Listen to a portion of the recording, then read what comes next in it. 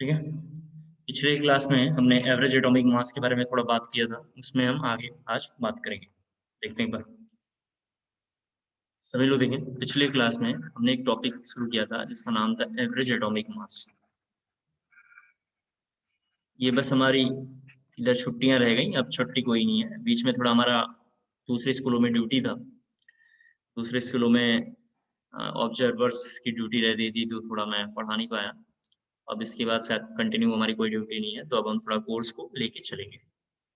एक बार जरा स्क्रीन पे देखेंगे, एवरेज एटॉमिक मास के बारे में हमने बात किया है कि जैसे क्लोरीन या कुछ एग्जांपल्स ऐसे हैं। जरा यहाँ देखेंगे, क्लोरीन एग्जांपल है जिसका एटॉमिक मास हमने देखा है 35.5 है। इसका मतलब ये हो गया कि एटॉमिक मास जो है दो तरीके का है, एक इंटीजर वैल्यू है, सभी बच्चे स्क्रीन पे देखें, और एक फ्रैक्शनल वैल्यू है। जब कहीं फ्रैक्शनल वैल्यू आया होगा, जब कहीं भी फ्रैक्शनल वैल्यू आया होगा, इस वर्ड को देख के पता चल रहा है कि ये एवरेज से आया होगा। कैसे आया होगा? एवरेज। एवरेज क्या होता है?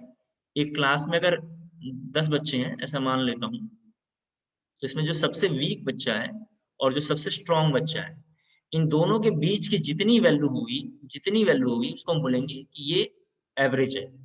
एवरेज एक वैल्यू है जो हम एक कंसिडर करते हैं कि रेंज लेंगे कि यहाँ से यहाँ तक के बच्चे जो है एवरेज है। ठीक है।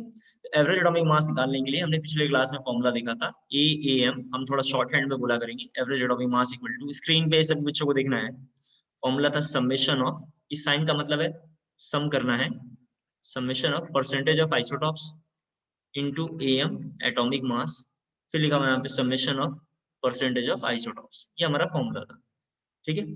इसी बात को जरा मैं फिर से बोल रहा हूँ, इसी बात को किसी किसी बुक्स में जरा यहाँ देखना है, ऐसे लिखा होगा समेशन ऑफ परसेंटेज ऑफ आई लिखा होगा। जरा यहाँ देखना है, आई इंटू AI लिखा होगा, आई इंटू AI, और यहाँ पे अगेन लिखा होगा समेशन ऑफ परसेंटेज ऑफ आई। इस लाइन का मतलब है, मैं रिपीट कर रहा हूँ, आई का मतलब है, कैपिटल आई का मतलब है आइसोटॉप्स, और स्मॉल आई का मतलब है नंबर ऑफ आइसोटॉप्स। अगर किसी मॉलिक्यूल के पास 3 आइसोटॉप्स होगा तो नंबर ऑफ आइसोटॉप्स हैं। ए का मतलब एटॉमिक मास और आई का मतलब है नंबर ऑफ एटॉमिक मास। तो ये जरा हमने नोट कर लिया था। क्वेश्चन लिखना है थोड़ा अच्छी क्लास में, थोड़ा वेट करेंगे 1 मिनट, जरा लाइट आवाज कर रहा, बंद कर दूंगा।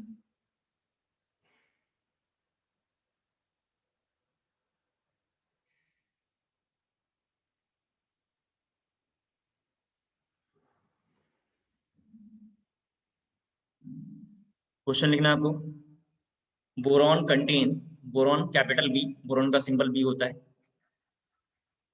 लिखेंगे boron contain 2 isotopes, boron contain 2 isotopes, B10 ऐसे लिखना है, स्क्रीन पे जरा देखें, B10 एंड B11 ऐसे लिखना है। Boron contain 2 isotopes, B10 and B11, B10 and B11, if their respective percentage, if their respective percentage, if their respective percentage are 20 and 80%, are 20 and 80%, then calculate average atomic mass, then calculate average atomic mass। शुरू के 1-2 question मैं solve करूंगा, अभी screen पे आपको देखना है, जो फिर मैं बोलूंगा उसको आपको करना है। Then calculate average atomic mass, screen पे सभी बच्चे देखेंगे। एक वर्ड इसमें लिखा हुआ आइसोटॉप्स, क्लास 9th 10th में हमने पढ़ा है। जरा स्क्रीन पे बच्चे देखेंगे, बार बार बोल रहा हूँ क्योंकि चैप्टर जो मुझे पढ़ाना है अभी वो थोड़ा काफी डिफिकल्ट है, और मैं बहुत इजी करके पढ़ाना चाहता हूँ ताकि आप एकदम कंफर्ट फील करें और आपको लगे कि आप 100% स्कोर कर पाएंगे। यहाँ लिखा हुआ है, एक ऐसा एलिमेंट जिसका नंबर ऑफ प्रोटॉन सेम हो, जरा प्लीज यहाँ देखना है, और मास नंबर डिफर, ये डिफर हो। ये आइसोटॉप्स का डेफिनेशन है जो हमने क्लास 9 10th में पढ़ लिया है। लेकिन हम ये याद ना करके ये याद रखेंगे, किसी मॉलिक्यूल का ए की वैल्यू डिफर हो, जेड की वैल्यू सेम हो, और ए माइनस जेड की वैल्यू भी कैसी हो, डिफर हो। ये हम याद रखेंगे तभी हमारा काम हो पाएगा। फॉर एग्जाम्पल अगर हम क्वेश्चन के बारे में जैसे लेके अगर देखें, तो यहाँ पे लिखा हुआ है 6C12, यहाँ पे भी लिख लेते हैं 6C14। तो दोनों में जो जेड होता है आप जानते हैं, जेड एक्स ए ऐसा लिखा हुआ है, ए का मतलब मास नंबर है और जेड का मतलब है एटॉमिक नंबर। आप देख सकते हैं दोनों मॉलिक्यूल का Z कॉमन है, कितना है 6 है। दोनों में एलिमेंट कॉमन है, कौन है C है, X हमारा एलिमेंट है, आप जानते हैं पिछले क्लास में ये सब थोड़ा हमने बात कर लिया था। और ये क्या है, मास नंबर है। मास नंबर कैसा है, डिफरेंट। अगर A माइनस Z भी करेंगे तो 12 माइनस 6 6 एंड 14 माइनस 6 कितना होगा, 8 होगा। तो जो क्वेश्चन था ये आइसोटॉप्स था, जो हमने आपको समझाया है, आपने ये लिख लिया होगा। अब जरा क्वेश्चन ये बोल रहा है कि बोरॉन है, जरा यहाँ स्क्रीन पे देखना है, बोरॉन कंटेन 2 आइसोटॉप्स। यहाँ लिखा हुआ है B10 एंड B11। इसका मतलब इन दोनों का एटॉमिक नंबर सेम होगा। इसका मतलब क्या है, दोनों का एटॉमिक नंबर सेम होगा। फिर इसके बाद हमने बोला है कि इसका एवरेज एटॉमिक मास निकालना है। यहाँ जरा देखो, इसका परसेंटेज है 20% और इसका परसेंटेज है 80%। एवरेज एटॉमिक मास का फॉर्मूला है summation of percentage of isotopes into atomic mass, फिर summation of percentage of isotopes. इसका मतलब ये हो गया कि यहाँ पे हम लिखेंगे 10 इंटू 20। जरा प्लीज यहाँ देखो, 10 इंटू 20, ये 10 इंटू 20 मैंने क्यों लिखा है, इसके परसेंटेज आइसोटॉप्स कितना है 20 है, और एटॉमिक मास कितना है इसका 20 है। 10 इंटू 20 मैंने लिख दिया। फिर यहाँ पे लिखेंगे परसेंटेज कितना है 80, और इसका हमने देखा मास कितना है 11। तो हम इस तरीके से लिखेंगे और नीचे में दोनों परसेंटेज को सम करेंगे। नीचे में सम करेंगे तो कितना आएगा 100, और ऊपर में देखेंगे तो ये 200 हो जाएगा, जरा यहाँ देखो, और ये 11 880 आ जाएगा। दोनों को जब हम सम करेंगे तो ये होगा 1080 बाई 100, जो 10 पॉइंट के आसपास इसकी वैल्यू एवरेज एटॉमिक मास की होगी। उम्मीद करता हूँ समझ में आ गया होगा। पहले जरा ये कॉपी कर लें, इसे जल्दी से कॉपी करना है आपको। हाँ जी पुनीत बताओ, पहले तो कैमरा ऑन कर लो अपना। सर नीचे तो हर बार 100 ही आएगा। ये पता नहीं है अपने को, ठीक है। अभी एक क्वेश्चन बोलूंगा जिसमें नीचे की वैल्यू निकालनी है, नीचे में तो 100 आएगा, वो तो मुझे भी पता है, लेकिन ये कई बार क्वेश्चंस में नहीं भी आएंगे, वो आपको कैलकुलेट करना पड़ेगा। तो धीरे धीरे हम सीखेंगे। अभी हमने बहुत इजी क्वेश्चन किया है ताकि आपको कुछ समझाना चाहता हूँ।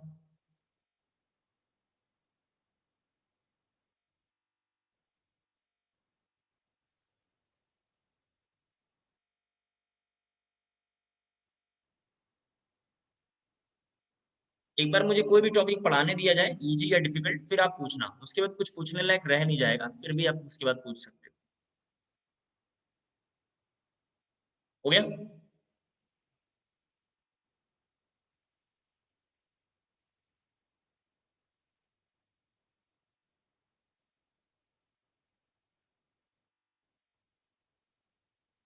क्वेश्चन है, देखना question, chlorine contain 2 isotopes, chlorine contain 2 isotopes Cl35 Cl37, Cl35 Cl37, if their respective percentage, if their respective percentage are 75%, are 75% and 25%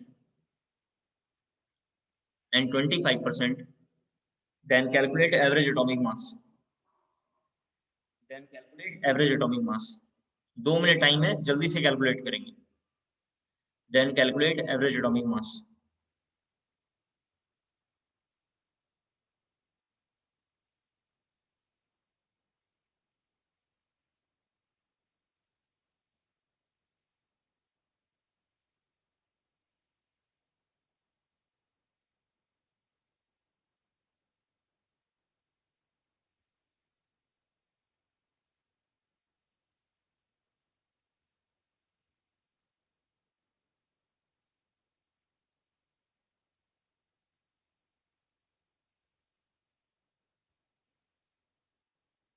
हो गया।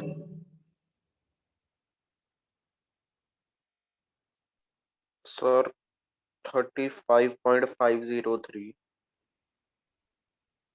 मैंने एक बात और थोड़ा आपको शुरू में बोला नहीं था, आज आपको बोल रहा हूँ। वैसे तो आंसर सही है 35.5। आप लोगों को क्वेश्चन सॉल्व हो या ना हो, बिल्कुल कैलकुलेटर यूज नहीं करना है, ये ध्यान रखना है आपको। क्योंकि एएस में मैंने देखा है, यहाँ बच्चे जो कैंब्रिज में पढ़ते हैं सब कैलकुलेटर यूज करते हैं, और सीबीएसई में कैलकुलेटर अलाउ नहीं है। आप कैलकुलेटर यूज नहीं करेंगे। बड़ा से बड़ा भी कैलकुलेशन में बिना कैलकुलेटर का करता हूँ, आपको भी बिना कैलकुलेटर का करना है। बस इतना छोटा सा काम करना हो जाएगा। आंसर इसने बिल्कुल सही बताया, 35.5 आ रहा है। क्या सबका 35.5 आ रहा है? मुस्कान कितना आंसर आ रहा है? सर कर रही हूँ, बस 1 मिनट। हाँ, जल्दी करेंगे थोड़ा कैलकुलेशन।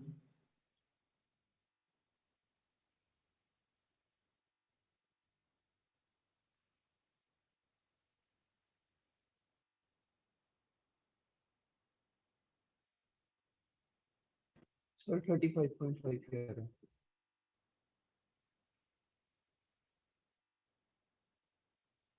35.5 सबका आ रहा है। अब जरा देखो, चलो आ जाओ यहाँ।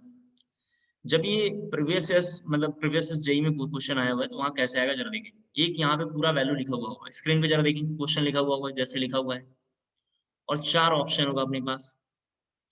मैं बार बार बोल रहा हूँ, जब मैं बोला करूँ देखने के लिए तब देखा करें। और 4 वैल्यू इस तरीके से लिखी हुई ऑप्शंस में, जैसे option A, option B, option C और ऑप्शन डी लिखा हुआ है। तो हमारे पास तो वहाँ टाइम बहुत कम रहता है, मतलब 1 मिनट एक क्वेश्चन में टाइम रहता है जेईई मेंस में। तो हमें ऐसा करना होता है कि हम जल्दी जाएं और तुरंत एक क्वेश्चन करें। तो अगर हम इस तरीके से कैलकुलेट करेंगे जैसे हमने यहाँ पे किया है, अगर इस तरीके से हम पूरा अगर कैलकुलेट करें तो बहुत टाइम लगेगा और क्वेश्चन का आंसर आएगा लेकिन टाइम लग जाएगा। तो 2-3 क्वेश्चन के टाइम कंज्यूम हो जाएंगे। तो हमें कुछ ऐसा करना पड़ेगा जिसमें हम क्वेश्चन देखते ही आंसर लिख दें।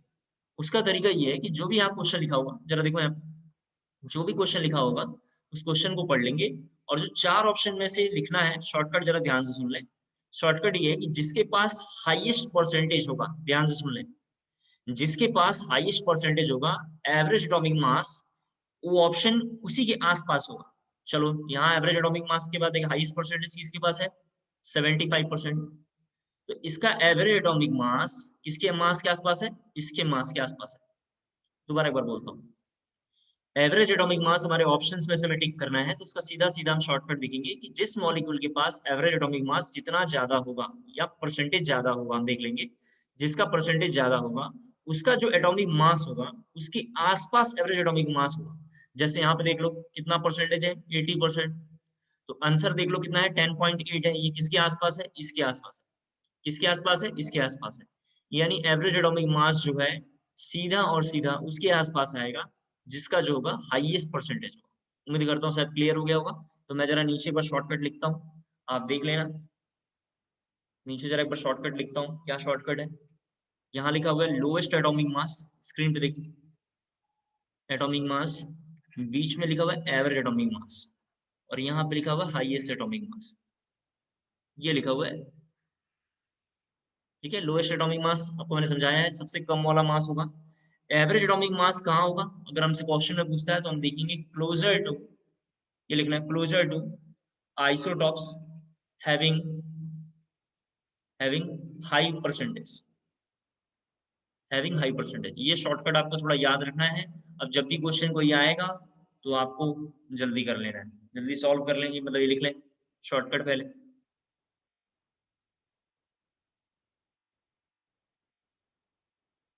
हो गया?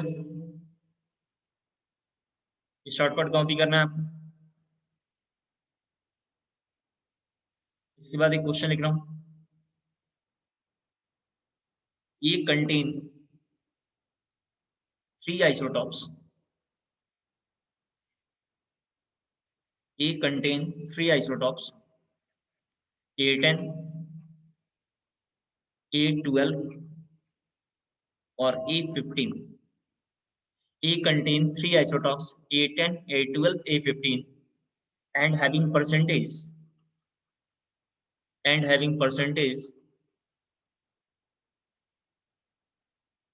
30%, 20% and 50%, 30%, 20% and 50%. Then calculate average atomic mass. Then calculate average atomic mass. Then calculate average atomic mass. मैं थोड़ा ऑप्शंस भी इस बार जानबूझ के रख देता हूँ ताकि मेरी जो वर्डिंग है आप समझ पाएं। सभी बच्चे जरा स्क्रीन पे देखें, एक बार मैं ऑप्शन भी रख रहा हूँ ताकि आप समझ पाएं। फर्स्ट ऑप्शन में मान लेता हूँ 10.8 है। सेकंड लिखा हुआ है यहाँ पे 12.2, जरा देखो ये 12.0। थर्ड लिखा हुआ है 10.9 और फोर्थ लिख लेते हैं 12.9। ऑप्शन के हिसाब से कौन सा आंसर होगा, कोई बता सकता है आपने? सॉल्व भी नहीं करेंगे? Sir D part. हाँ, डी पार्ट, बहुत बढ़िया। जैसे पता चला होगा, यस देखो सर, मैं फिर क्योंकि से वो बोल उसका सबसे बड़ा है। हाँ, सबसे बड़ा हाईएस्ट परसेंटेज देखेंगे किसके पास है? 50 के पास। जरा फिर से देखेंगे, सबसे बड़ा परसेंटेज यहाँ पे लिखा हुआ है, जरा देखो आप। जिसके पास सबसे बड़ा परसेंटेज होगा उसके मास, यानी इसके मास के आसपास इसकी वैल्यू होगी। 12.9 जो है इससे बड़ा है, इससे बहुत बड़ा है, और इसके आसपास है। किसके आसपास है? 15 के आसपास है। उम्मीद करता हूँ क्लियर हो पा रहा होगा।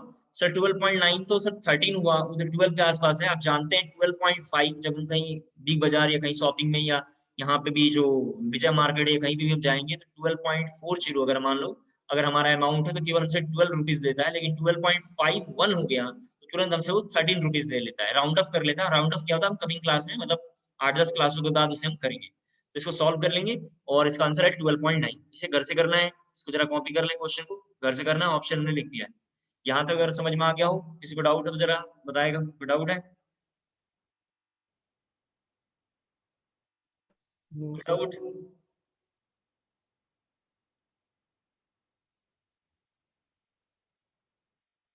ठीक है, करें आगे। अमरजीत, जसविंदर, मुस्कान,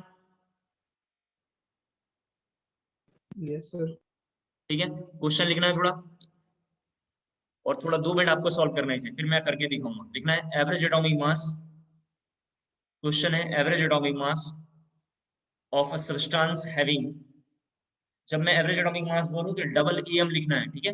average atomic mass of a substance having two isotopes of two isotopes having two isotopes. Average atomic mass of a substance having two isotopes of atomic masses 470 and 600 EMU। यहाँ लिखा पड़ा हुआ है 470 and 600 EMU respectively if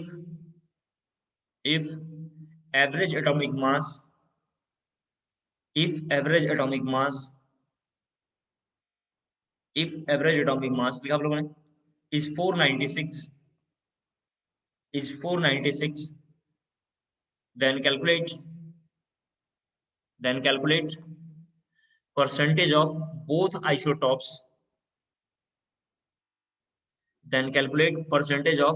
isotopes sample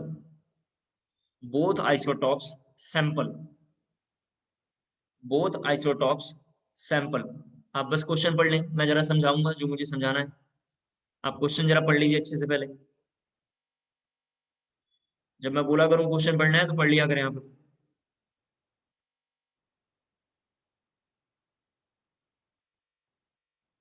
पढ़ लिया आप लोगों ने? देखें क्वेश्चन में लिखा हुआ है, स्क्रीन पे देखें, लिखा हुआ है कि एक मॉलिक्यूल है जिसका एवरेज एटॉमिक मास यहाँ पे पहले से गिवन है, कितना है? 496 है। इसके दो आइसोटॉप्स हैं, स्क्रीन पे देखना है। जब मैं सॉल्व करूँ आप देखा करें, आप करने की कोशिश बिल्कुल ना करें। दो आइसोटॉप्स है जो अननोन है, तो हम लिखेंगे आइसोटॉप्स 1, फिर कौन है? आइसोटॉप्स 2। एक मॉलिक्यूल है जिसका एवरेज एटॉमिक मास 496 है और उसके दो आइसोटॉप्स हैं जो अननोन है, पता नहीं है, लेकिन इसका मास पता है। मास का मतलब क्या है? एटॉमिक मास पता है कितना है? 470, और इधर कितना है? 600 AMU। क्वेश्चन में है कि परसेंटेज बताना है इसका और इसका। तो कैसे करेंगे परसेंटेज का काम, जरा देखो। इसको x अपनी मर्जी से ले लेंगे और इसको 100 - x ले लेंगे। इसको x ले लेंगे, इसको 100 - x ले लेंगे। तो जरा देखो हमारे पास एवरेज एटॉमिक मास का फॉर्मूला है, जरा स्क्रीन पे देखेंगे। Percentage of isotopes into EM आपको पता है, फिर परसेंटेज ऑफ आइसोटॉप्स। तो हम ऐसे कर सकते हैं इस क्वेश्चन को सॉल्व। यहाँ लिखेंगे 496 इक्वल टू, यहाँ पे परसेंटेज ऑफ आइसोटॉप्स पहले कितना है? x% है, और molar mass sorry atomic mass कितना है? 470, प्लस इधर आएंगे कितना लिखेंगे? परसेंटेज 100 - x, और इनटू कितना लिखेंगे? 600, कितना लिखेंगे? 600, और नीचे में दोनों का सम परसेंटेज का कितना आएगा? 100। इस तरीके से जब हमने सॉल्व किया होगा तो आप करना आराम से। इसके बाद सॉल्व करेंगे तो एक की वैल्यू 80% आ जाएगी, किसी एक की वैल्यू आएगी 80%। मान लेते हैं अगर आइसोटॉप्स 1 की वैल्यू 80% है तो आइसोटॉप्स कितना होगा? 2 20% होगा। कितना होगा?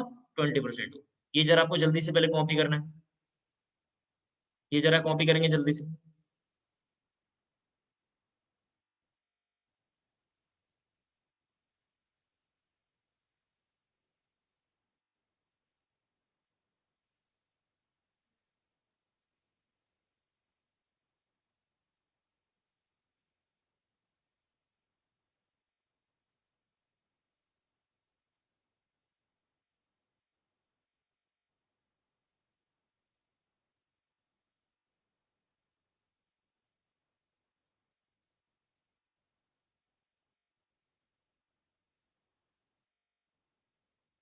हो गया?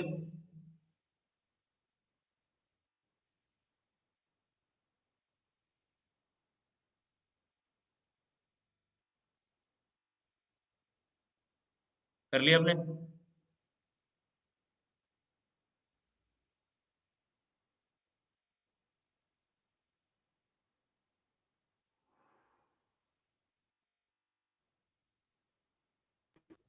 Yes, sir. ठीक, देखिए जरा सब मेरी बात सुनिए, क्या इस क्वेश्चन में प्रॉब्लम? सर हाँ जी जी बोलिए। सर एक बार आप फिर एक्सप्लेन कर सकते हो? हाँ दोबारा बोलता हूँ। पहला काम ये होगा, जब भी बोलूंगा क्वेश्चन रीड कर लेना। क्वेश्चन में लिखा हुआ है कि एवरेज एटॉमिक मास 496 है, उसका एटॉमिक मास, ये दो आइसोटॉप्स हैं जो अननोन है, पता नहीं है किसी को, उनके परसेंटेज है 470 एंड 600। तो हमने अननोन को I1 I2 रख लिया, आइसोटॉप्स 1 आइसोटॉप्स 2।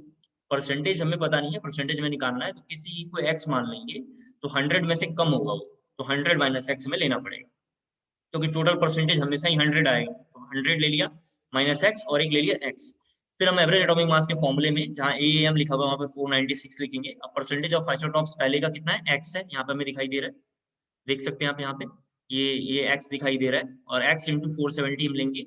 फिर लिखा हुआ percentage of isotopes into AM, percentage of isotopes ये है, इंटू AM ये है, हमने करा, और नीचे दोनों का परसेंटेज का सम, दोनों को सम करेंगे तो कितना होगा 100।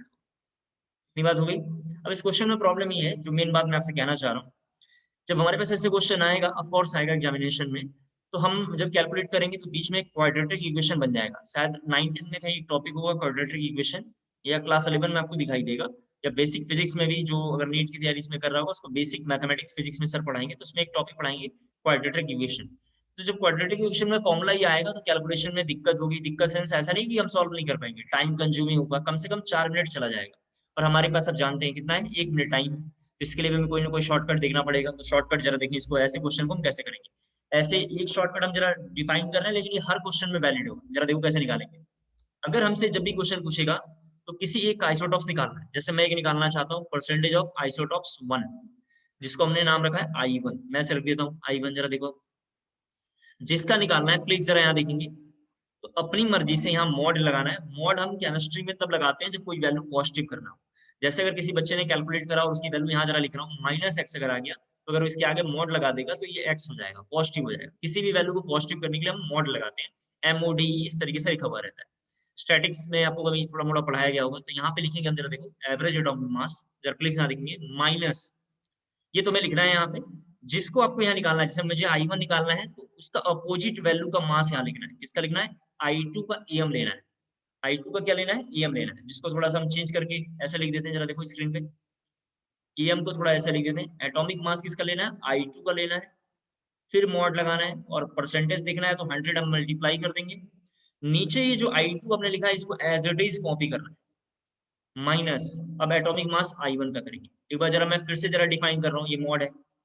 अगर किसी बच्चे ने परसेंटेज ऑफ आइसोटॉप्स 2 निकाला, जरा स्क्रीन पे देखो, तो हम लिखेंगे average atomic mass minus atomic mass of I1।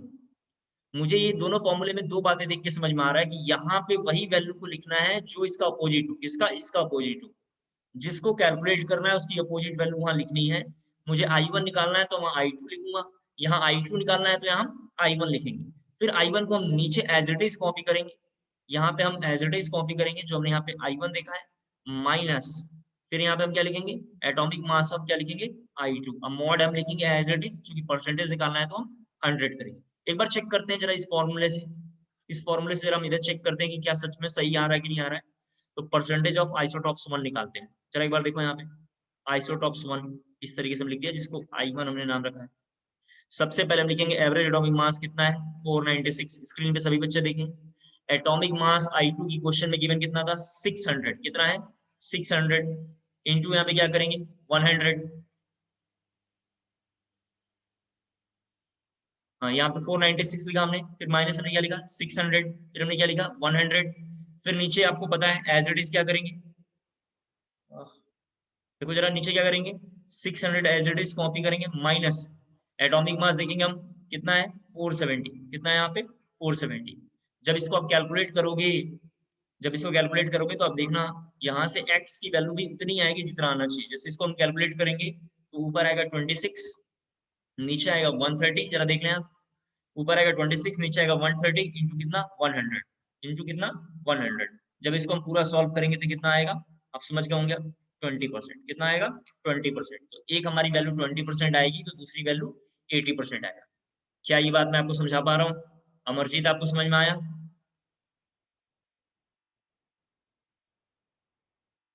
Jaswinder, मुस्कान, समझ में आया?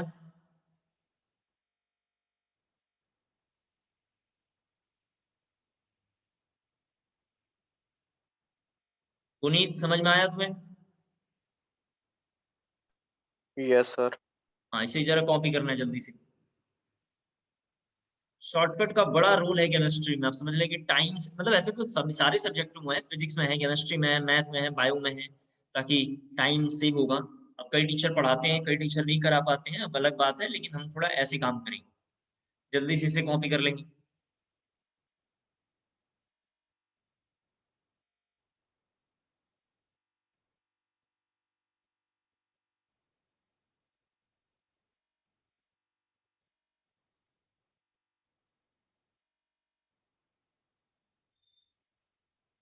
जी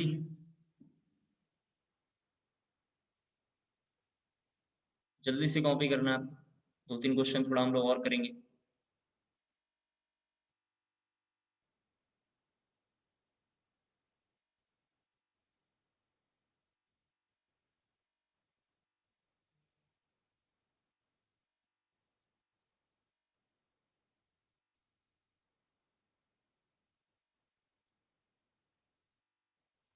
हो गया? Yes sir. ठीक है बढ़ते हैं आगे। जब थोड़ा वैसे कोई लिखने में लेट हो रहा है तो आप इसका स्क्रीनशॉट ले लिया करें, कोई दिक्कत नहीं है, ठीक है। बढ़ते हैं आगे, देखो जरा सब, और अच्छा नोट्स बनाना है, एक ही नोट्स है रफ अफेयर। नेक्स्ट हेडिंग थोड़ा देखो यहाँ, एक और यहाँ पे हेडिंग है जिसका नाम है एवरेज मोलर मास, जिसको हम लोग बोला करेंगे AMM। थोड़ा देखो ये क्या है एवरेज मोलर मास, सभी बच्चे देखें इसको, पहले थोड़ा डेफिनेशन लिख लो, लिखेंगे mass of 1 mole, average molar mass का थोड़ा डेफिनेशन लिख लेंगे, mass of 1 mole mixture containing more than one substance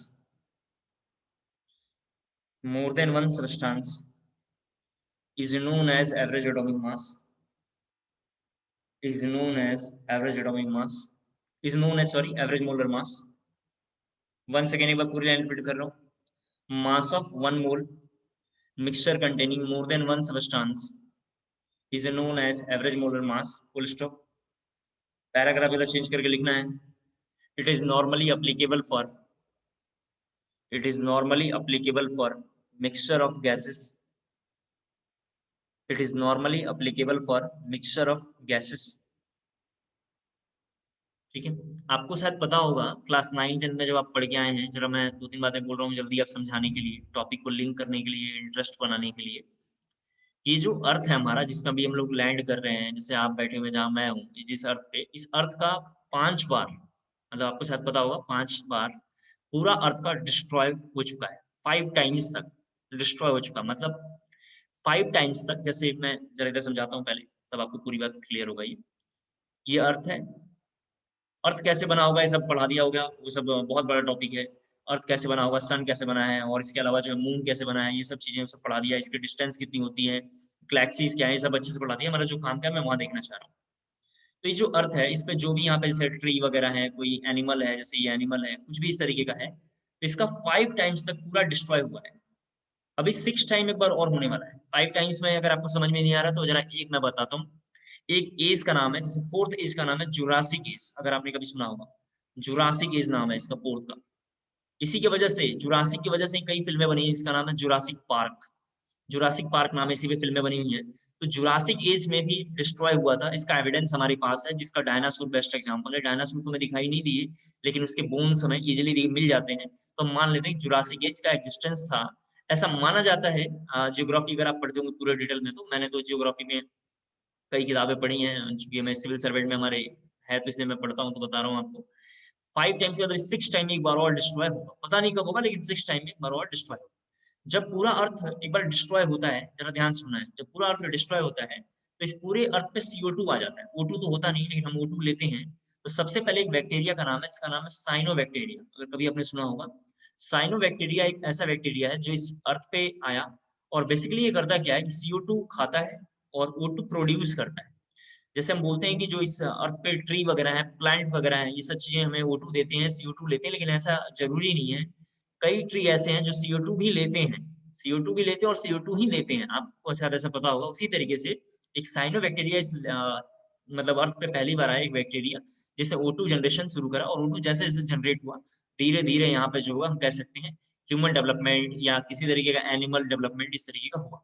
इसके बाद जब भी इस तरीके से, जब हमारे एनवायरनमेंट में, एनवायरनमेंट क्या, तो जरा सो भी देख लेते हैं। ये अर्थ है, अर्थ की सराउंडिंग एक छोटा सा पतला सा लेयर है, इसी को हम लोग बोलते हैं एनवायरनमेंट। जरा ध्यान सुना है, अर्थ के सराउंडिंग एक छोटा सा लेयर है, जिसको बोलते हैं एनवायरनमेंट।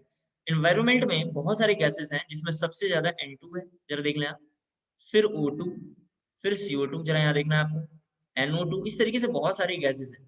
और इस टॉपिक का नाम है एवरेज मोलर मास। तो हमने बोला है कि मिक्सचर ऑफ गैसेस के लिए एप्लीकेबल है, यानी एनवायरनमेंट में जितनी सारी गैसेस हैं, उसका मिक्सचर ऑफ गैसेस। आप जिस रूम में बैठे हुए हैं, उसमें ऐसा कोई जरूरी नहीं है कि केवल O2 है, वहां पे NO2 भी है, N2O भी है, CO2 भी है, SO2 भी है, O2 भी है, N2 भी है। इतने तरीके गैसेस हैं, लेकिन आप केवल एक स्पेसिफिक गैस को अपनी बॉडी में ले रहे हैं, जिसका नाम है O2। उम्मीद करता हूँ क्लियर हो गया होगा। तो अब जरा हम देखेंगे एवरेज मोलर मास हम कैसे निकालते हैं। एवरेज मोलर मास का फॉर्मूला होता है, जरा यहाँ देखना please, total mass divided by total atoms. जरा यहाँ देखो, total mass divided by total atoms की जगह पे टोटल मोल्स लिख लेते हैं। Total mass divided by total moles हमारा फॉर्मूला है। आपको फ्लो चार्ट थोड़ा याद हो, सभी बच्चे देखें यहाँ पे, फ्लो चार्ट याद हो। मास निकालने का फॉर्मूला होता था M इंटू एन। तो हम यहाँ पे टोटल मास निकालना है, टोटल का सिंबल समेशन लगाएंगे, और यहाँ लिखेंगे M इंटू एन। एन का मतलब है नंबर ऑफ मोल, और M का मतलब है मास। पिछले क्लास में हमने एक CaCO3 का क्वेश्चन किया था समझाने के लिए, तो मास इंटू मोल ये लिखा हुआ है, और नीचे टोटल मोल्स लिखना है, तो हम लिखेंगे समेशन ऑफ एन। उम्मीद करता हूँ क्लियर हो गया होगा। तो हमारा ऊपर वाला फॉर्मूला है, लेकिन हम ये फॉर्मूला याद रखेंगे ताकि हमसे क्वेश्चन सॉल्व हो पाए। जल्दी से जरा इसे कॉपी कर लेंगे, इसे जरा जल्दी से कॉपी कर लेंगे।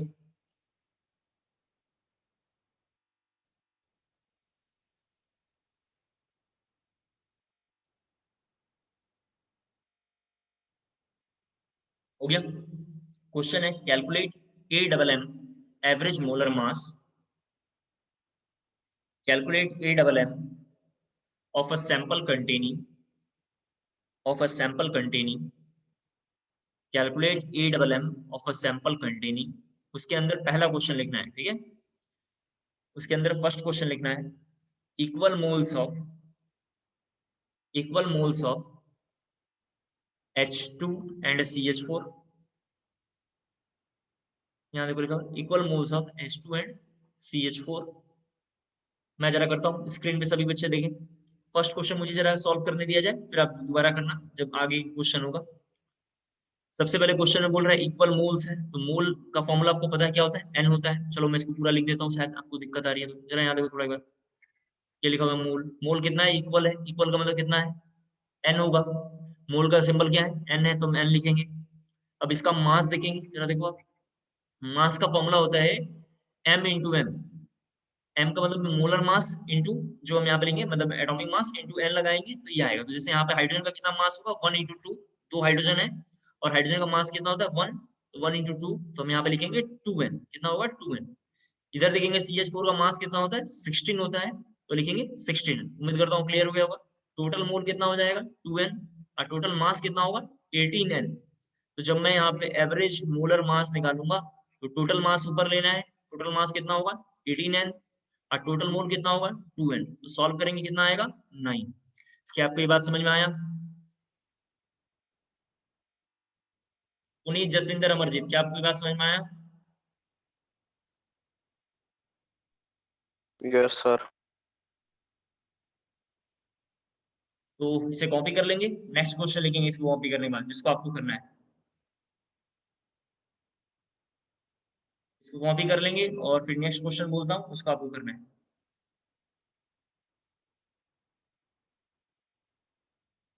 क्वेश्चन है सेकंड, इक्वल मास ऑफ इस बार मास बोल रहा हूँ, equal mass of H2 and CH4। Second part है इस क्वेश्चन का, सेकंड पार्ट है equal mass of H2 and CH4। Equal mass of H2 and CH4।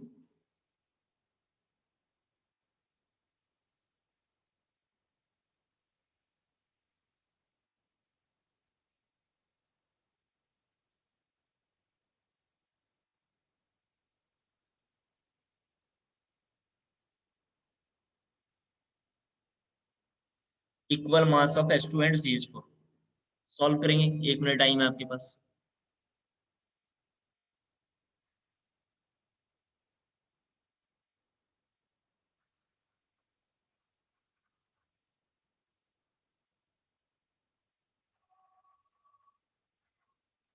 मास को क्या लेना चाहिए W।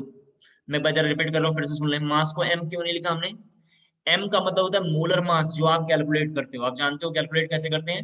Atomic mass into number of atoms करके मल्टीप्लाई करते हैं। और इसमें मास गिवन है, कितना है? इक्वल मास है।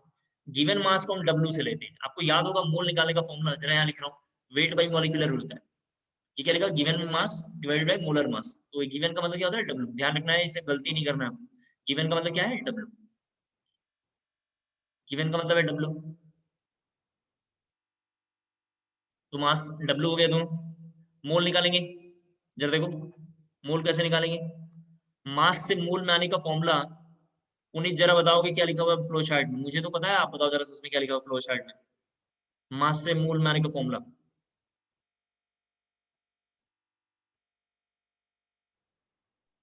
Sir molar mass into number of moles. Molar mass into, नहीं, मास से मोल में आने का फॉर्मूला, मास से मोल, मोल से मास नहीं। फ्लो चार्ट जरा देखेंगे, फ्लो चार्ट में मास से मोल आने का ऐसा फॉर्मूला है। इधर वाला नहीं चाहिए, ये नहीं चाहिए, ये वाला चाहिए। फ्लो चार्ट हमने पिछले क्लास में बनाया था एक।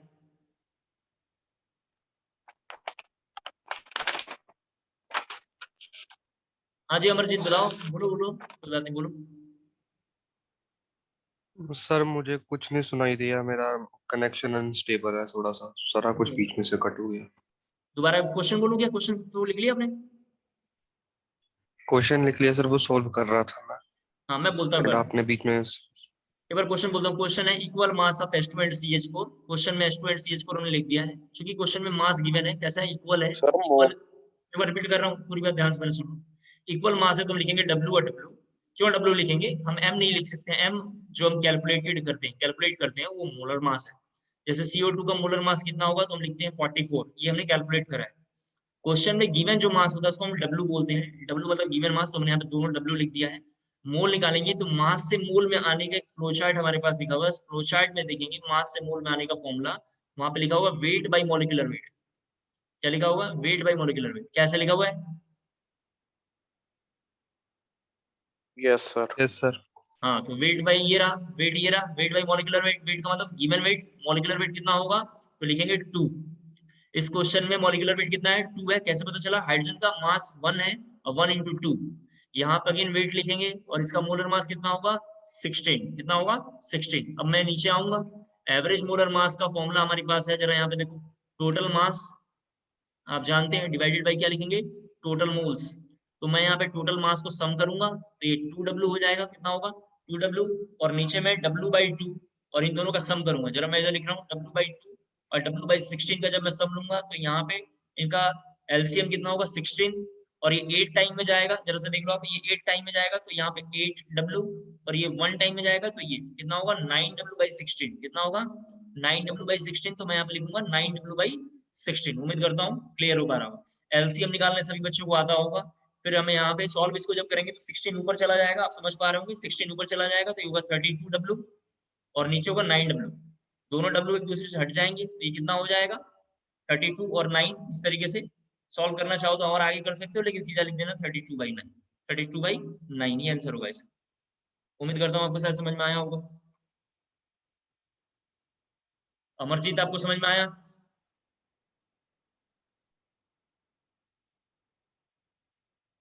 Jaswinder, Puneet,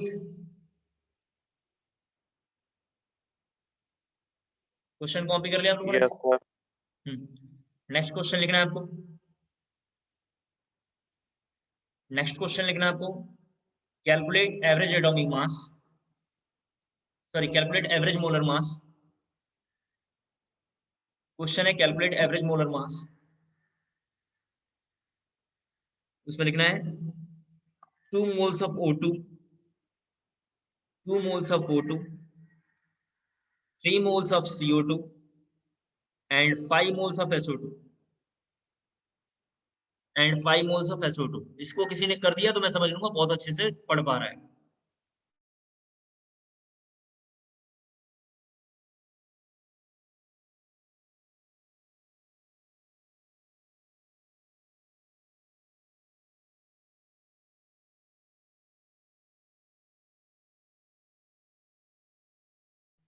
Calculate average molar mass, 2 moles of O2, 3 moles of CO2 and 5 moles of SO2।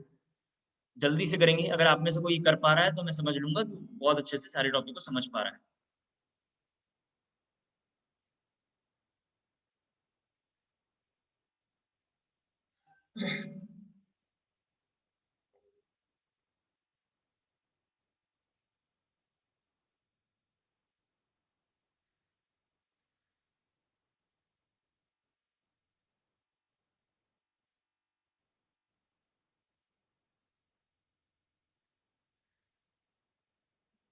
क्या हुआ सॉल्व?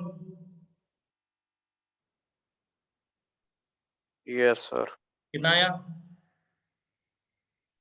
Sir, अभी हो रहा है।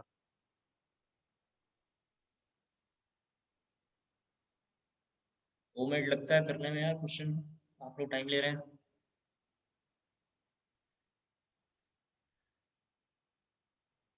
Average molar mass, moles 2 into इसका मोलर मास कितना 32, 3 इंटू CO2 का मोलर मास कितना होता है? Sir 484 I guess. गलत है, 44 ग्राम। गलत है। CO2 का मोलर मास कितना? अरे CO2 का मोलर मास 44 होता है, थोड़ा तुम लोग कैलकुलेट भी करना सर सीखो। 44 सर। हाँ एंड सर 50 क्या कहते हैं SO2 का 132। नहीं अरे सर कैसे, 54 हट यहाँ देखो, 50.6 आएगा। हट गलत है सबका। ये देखो सल्फर का 32 इंटू 1 प्लस ऑक्सीजन का 60 इंटू 2 कितना होगा 64 होगा ना यार। Yes sir. अरे थोड़ा मोलर मास भी याद रखा करो तुम लोग, मोलर मास बहुत जरूरी है। मोलर मास कितना 64, और नीचे आएंगे तो 2 + 3 + 5, नीचे क्या होगा मोल होगा, तो नीचे तो 10 आ जाएगा, ऊपर में कितना आएगा ये देखो 32 और 64 हो जाएगा। 44 का मल्टीप्लाई इस तरीके से करेंगे तो ये हो जाएगा 2, जरा प्लीज यहाँ 132 देखो 2 हो जाएगा, और ये हो जाएगा और 3 इस तरीके से, ठीक है। और यहाँ पे देखेंगे इस तरीके से सम, तो ये 20 और 220 सर 448। ये आंसर आ रहा है हमारे पास 560/10 आ रहा है, यानी 51.6 आंसर आ रहा है यार।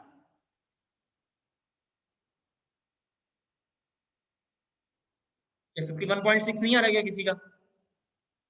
सर मेरा 50.6 आया। सर मैंने करते बीच में गलत कर दिया, लास्ट स्टेप पे से सारा आंसर बिगड़ गया मेरा। कोई बात नहीं, कोई बात नहीं, 1.6 कोई बात नहीं। मेरी बात अब जरा थोड़ा ध्यान से सुने।